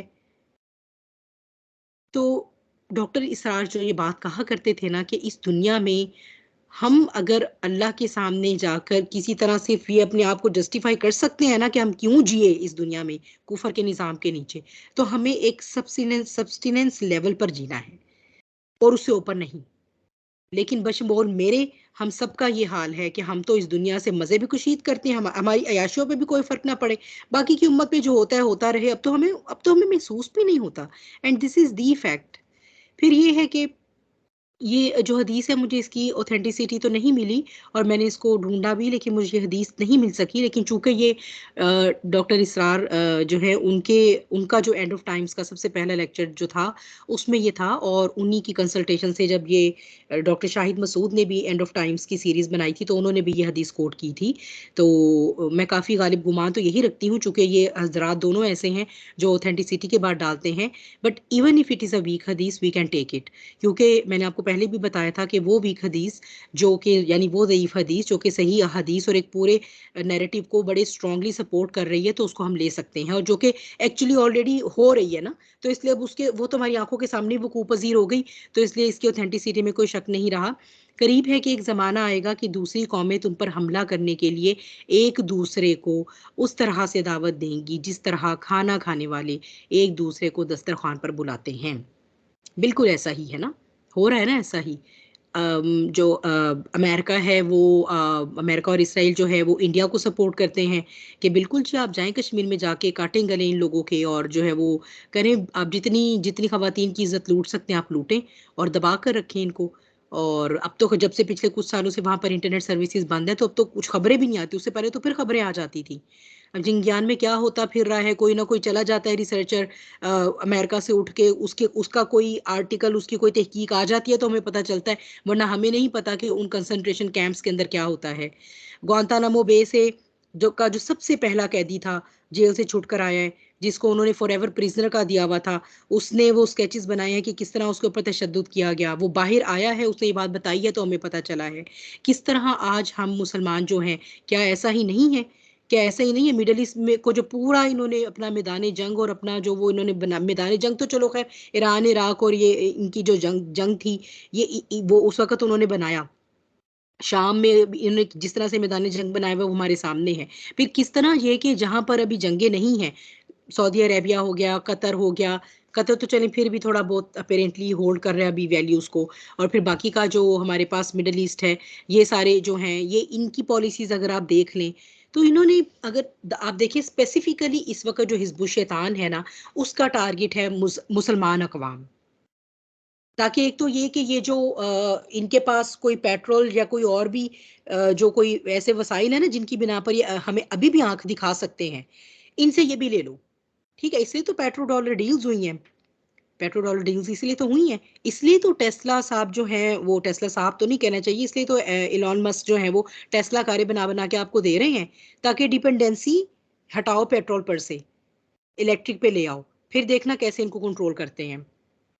तो इसी तरह जो है वो अब ये जब आगे जाकर, तो जब ये आर्मेगेडन पूरी जब थर्ड वर्ल्ड वॉर का एरा स्टार्ट होना है, तो उसमें तो ये मजीद ऑर्गेनाइज होके ये काम जो है वो होगा कि एक तरफ उसके जो आखिरी मरहला है उसमें तो फिर एक तरफ बिल्कुल खुल के जो है वो मुसलमान अकवाम आ जाएंगी, और फिर जो है वो दूसरी तरफ जो है वो बाकी की सारी अकवाम जो है वो होंगी। लेकिन फिल वक्त भी दुनिया के स्टेज पर नक्शा यही है कि जितने भी मुसलमान ममालिक हैं, या तो उनके ऊपर हमला करके, या जहाँ जहाँ मुसलमान माइनॉरिटी पे हैं उनके ऊपर अब तो दीन की प्रैक्टिस तंग करके, या फिर ये कि अगर हमला नहीं कर सकते तो उनके जो गवर्नमेंट्स हैं उनको खरीद के, और किस तरह जो है वो इनको जो है वो अब अपना सबऑर्डिनेट बनाया जाए। क्योंकि ईसाइयत तो अब इनके घर की बांदी बन चुकी है, लेकिन ये कि इस्लाम इनको खिलता है, क्योंकि अभी भी दुनिया में सबसे बड़ा कोई रिलीजन जिसको प्रैक्टिस करने वाले मौजूद हैं, सबसे बड़ा रिलीजन नहीं यानी प्रैक्टिसिंग रिलीजन, सबसे बड़ा अभी भी ईसाइयत है, लेकिन अब उसको फिल वक्त जो कहता भी है ना मैं कैथलिक क्रिश्चियन हूँ, वो उसको प्रैक्टिस नहीं करता। वो जो पहले उसके बड़े इतवार को इतवार चर्च चले जाते थे, अब वो भी नहीं जाते। अब जो है वो सबसे बड़ा प्रैक्टिसिंग रिलीजन इस्लाम है, और हिजबुल शैतान को पता है कि अब हमारा आखिरी ज़मां में जो सबसे बड़ा मुकाबला है ना, वो जो है वो अब इस्लाम के साथ होने जा रहा है। तो जो है वो इरादा तो था कि थोड़ा सा हम दज्जाल पर बात करते, लेकिन चलें, अल्लाह की तरफ से बेहतरी है, थोड़ा सा जो है वो उसको मेरे ख्याल है और मज़ीद कुछ बात रख के फिर हम दज्जाल की इस दुनिया में मौजूदगी और दज्जाल की तरफ हम ज़्यादा फोकस करेंगे, क्योंकि एंड ऑफ टाइम सीरीज़ में मेरा फोकस जो है वो ज़्यादा है ही दज्जाल और दज्जालियत पर। एक हदीस गालिबन मेरा ख्याल है मैं आपको हाँ जी, ये जो इलामाते कुबरा की हदीस है ना, ये मैं आपको जाने से पहले दिखा दूँ कि, और ये भी सही मुस्लिम की हदीस है। हुज़ैफ़ा बिन सैयद गफ़ारी रज़ी अल्लाह तआला अन्हु से रिवायत है कि आप जब हमारे साथ बातचीत सॉरी कि आप हम बैठे हुए थे और बातचीत कर रहे थे, तो नबी करीम सल्लल्लाहु अलैहि वसल्लम हमारे पास तशरीफ़ लाए और उन्होंने पूछा कि तुम क्या बातें कर रहे हो? और उनके ये बताने पर कि हम क़यामत का तज़किरा कर रहे हैं, तो आप सल्लल्लाहु अलैहि वसल्लम ने कहा कि 10 बड़ी निशानी यानी 10 निशानियाँ जब तक कायम नहीं हो जाएंगी तब तक क़यामत नहीं आएगी। तो उसमें से जो है ये धुआं है, दज्जाल, जानवर का निकलना, दाबातुल अर्द, सूरज का मगरिब से तुलू होना, हज़रत ईसा बिन मरियम का तशरीफ़ लाना, याजूज माजूज का खुरूज, 3 बार ज़मीन का धंसना, 1 बार मशरिक में, 1 बार मगरिब में और 1 बार जज़ीरा अरब में। और आखिरी निशानी फिर ये होगी कि यमन की तरफ से आग निकलेगी जो लोगों को हाँक कर मैदान हशर यानी शाम की तरफ ले जाएगी। तो ये वो 10 बड़ी-बड़ी निशानियाँ हैं, जिसमें से जो है वो दज्जाल का ज़हूर जो है वो स्कॉलर्स कहते हैं कि जब हम अहादीस को बाकी की भी सारी रखते हैं तनाज़ुर में और पिक्चर को कंप्लीट करते हैं, तो दज्जाल का ज़हूर जो है वो पहला मेजर साइन है, पहली इलामत कुबरा है। और दज्जाल से भी पहले इमाम महदी आएँगे और ये जो जंगों का सिलसिला है वो होगा। इंशाअल्लाह उसी से फिर बात जो है वो आगे लेकर बढ़ेंगे। व आखिरु दावाना अनिल हम्दुलिल्लाहि रब्बिल आलमीन। अऊज़ु बिल्लाहि मिनश शैतानिर रजीम। बिस्मिल्लाहिर रहमानिर रहीम। वल अस्र इन्नल इंसाना लफ़ी खुस्र इल्लल लज़ीना आमनू व अमिलुस स्वालिहाति व तवासौ बिल हक़्क़ि व तवासौ बिस सब्र। जज़ाकुमुल्लाह खैर कसीरन कसीरा।